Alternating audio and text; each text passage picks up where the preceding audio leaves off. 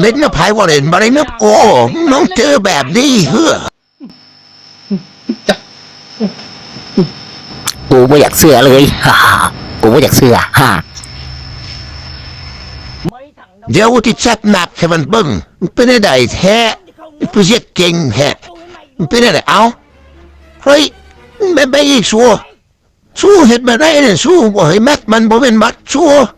ว้ายบ่ได้เลี้ยงเลยสู้ดิแม่ได้วะเฮ้ย